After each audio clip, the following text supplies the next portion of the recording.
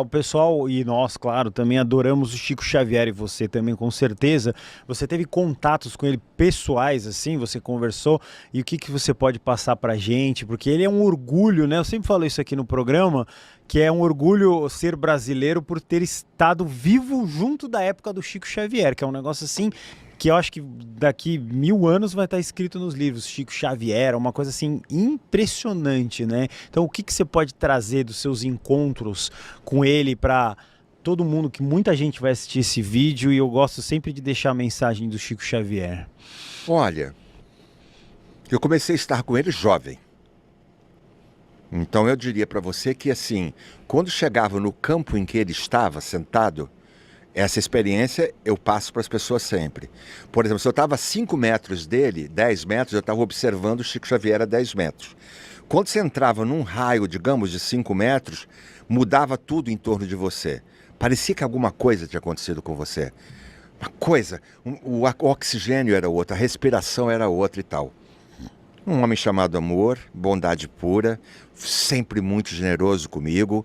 Achava magnífico a ideia que eu vinha desenvolvendo com um grupo grande de amigos. Augusto César Vanucci, Lúcio Mauro, Felipe Carone, tantos amigos que já se foram, que era desenvolver um projeto em que esse projeto, a frente dele era espiritualidade, reencarnação, vida após a morte, outras vidas e tal. Ele achava que era de suma importância que nós, atores que já tínhamos naquele momento, eu já tinha sido, digamos, o galã da primeira versão da novela Sim a Moça, por exemplo. Então, tinha uma visibilidade grande. Ele achava que nós, que tínhamos essa visibilidade, tínhamos que começar a dizer para as pessoas, mostrar isso nos lugares em que nós estávamos, né? Nos programas, nas entrevistas e tal. E depois, a última vez que eu estive com ele foi exatamente no dia que ele fez 90 anos. A cidade quis presenteá-lo com alguma coisa, todo mundo sabe que o Chico não aceitava coisas materiais e tal, e eu falo, dá de coisa para ele. Se você quisesse muito dar uma quantia X, ele encaminhava você para uma instituição, para um orfanato, para um asilo, para o Hospital do Fogo Selvagem e tal. Ele vivia da aposentadoria dele na casinha dele lá, muito simples, aliás. E aí, ele disse, seria tão bom se a cidade assistisse o espetáculo do nosso Renato. A peça E a Vida Continua. Gosto muito da história da Evelina Serpa e do... O nome do meu personagem até fugiu agora, daqui a pouco eu lembro, né? Ernesto Fantini, da Evelina Serpa. E aí, alguém conhecia um amigo meu, alguém mandou me ligar, e eu disse, bota num lugar muito grande com portas abertas para que todos possam entrar gratuitamente, senão isso não é uma homenagem. Eu preciso que alguém me transporte até Uberaba, a prefeitura transportou, deu alimento, e os portões se abriram às 3, 4 horas da tarde, eu acho que era isso, e aí a multidão de pessoas foram entrando para assistir E a Vida Continua, que era a história que ele ama, do Ernesto Fantini e tal. Foi a última vez que eu tive com ele, porque logo depois ele desencarnou. Mas eu sentia nele um olhar sempre de apoio, de suporte. Como quem diz, é esse o caminho, você escolheu, tá certo. Mas eu escolhi exatamente fazer o que eu faço. Não é uma escolha aleatória, eu fui treinado para fazer o que eu faço na espiritualidade, você entendeu? Foram anos de treinamento, entendendo, porque são muitas adversidades quando você está no corpo, né, gente? Você tem que se alimentar, você tem que fazer tudo que um corpo normal faz. Não é? Eu não estou assim, fluido assim, gostaria de estar. Eu não volito como André Luiz ainda, não é verdade? Não estou volitando, eu tenho que me transportar. Então, assim, se eu tenho que fazer a peça, eu vou fazer, aliás, domingo, a peça, sábado ou domingo? Sábado, eu faço o espetáculo Chico Xavier em pessoa, por isso, aí vocês podemos esse caminho, por que eu quis fazer. Eu vou fazer, por exemplo, o teatro quase lotado, em Jacareí, no Teatro Municipal, por exemplo, isso faz parte de um segmento de tudo que começou lá atrás, você entendeu? Aonde se chegou, por que se chegou. Então, eu queria sempre ouvir o olhar dele. Hoje eu ouço muito de Valdo Franco, porque veja só, eu posso ter dúvidas grandes. As minhas dúvidas não são pessoais. Você nunca vai me ver recorrendo a nada e a ninguém por assuntos pessoais. Os assuntos pessoais têm que ser resolvidos por mim, tá certo? Eu vou sempre no coletivo. Por exemplo, e aquilo que eu preciso fazer, vai atingir, digamos, essas tantas pessoas aqui. Eu preciso de uma orientação. E essas coisas sempre acontecem. Eu diria para você que se você não se segurar, você vai ficar chorando meia hora do lado dele. Não por causa dele, não porque você estava na frente dele. Porque era tanta luz, tanta bondade. E ele tinha uma coisa que para mim, às vezes que eu estava com ele, eu me sentia absolutamente pequeno, mas muito pequeno. Ele puxava a minha mão, beijava, botava a minha mão no rosto assim, beijava a minha mão.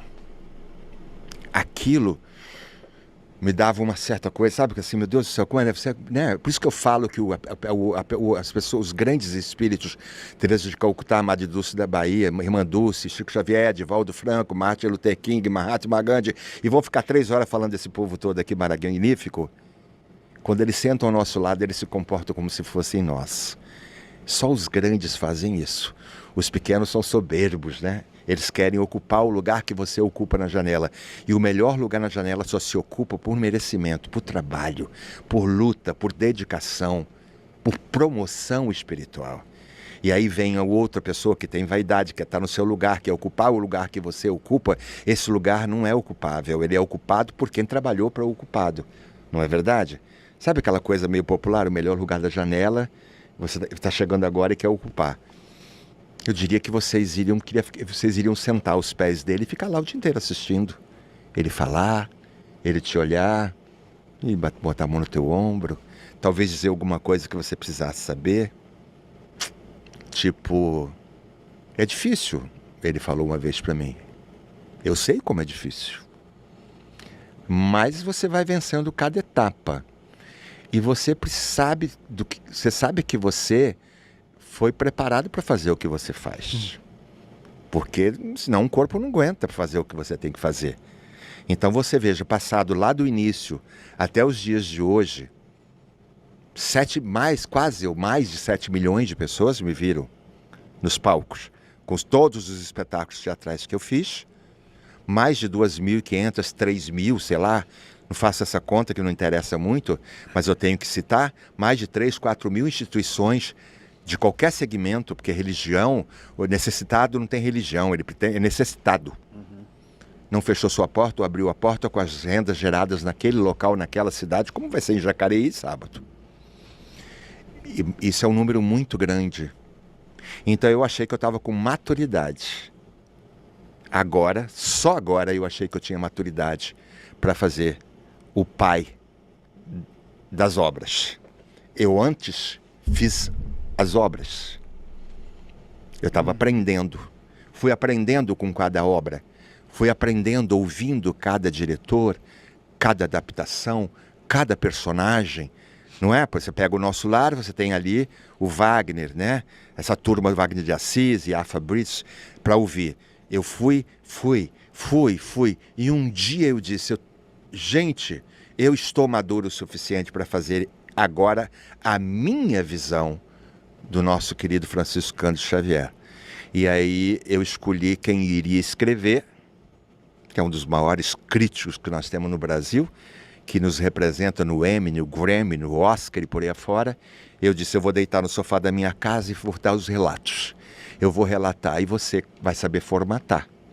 Por exemplo, o que vocês estão fazendo, eu não sei fazer o que vocês estão fazendo. Eu sei estar aqui onde eu estou. Mas ele sabe escrever lindamente. E ele escreveu um espetáculo chamado Chico Xavier em Pessoa, que já está há 1 ano e meio em cartaz e as pessoas flutuam no teatro da beleza do texto e da simplicidade. Eu acho que é isso. Eu acho que o público também, por exemplo, porque que eu estou caminhando e tentando devolver a você a sua pergunta, porque eu falei, eu só vou fazer Chico Xavier quando eu entrar em cena e o público se confundir. Ele tem que olhar e dizer, meu Deus, quem é? Cadê o Renato Prieto? E aí, para você ter uma ideia, teve um dia que eu não pegava aquela andada dele mais lenta, eu amarrei em cada calcanhar 5 quilos e arrastei pela cobertura do prédio onde eu moro, que é a sala de reuniões, falando os textos, e o diretor Rogério Faria, sensível, capaz, educado, talentoso. Um dia ele falou, ele me chama de Rê. ou de Natinho, porque somos irmãos há muitos anos. Ele falou, Renato, tira o peso. Já foi. E aí eu vi que eu estava arqueado pelo mesmo lado que ele se arqueava. O tom de voz que eu não consigo fazer fora do palco, estava aquele tom de voz que vem, sabe, que vem por aqui. Eu senti, aí eu gravei, eu ouvi, e aí eu confundi. Quando eu vi que eu estava confundindo a plateia, eu disse, agora chegamos no ponto, vamos para o palco. Então eu diria para você que muitas vezes eu fiz o espetáculo com 50% do tempo, 60% de olho fechado, o tempo todo. De nem saber que estava de olho fechado. Por ele merece que eu tenha uma roupa mais larga, como se estivesse um pouco mais gordo. Ele merece que eu tenha andado com todos os pesos das minhas costas para me arquear. Ele merece tudo isso que está falando, como você disse. Nós nascemos no mesmo planeta, na mesma hora que ele. Entendeu? Então eu quis dar esse presente, porque lá do início até os dias de hoje, eu era o personagem do autor mediúnico das grandes obras.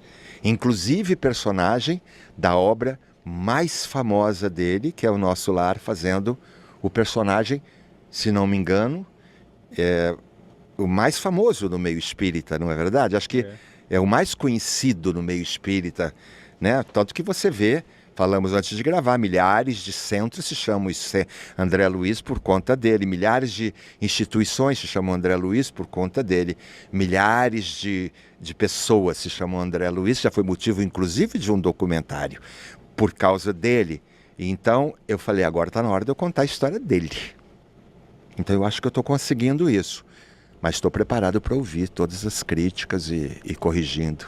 Esse homem que você iria encontrar na sua frente. É um grande momento. Que bom que eu mereci esses momentos todos.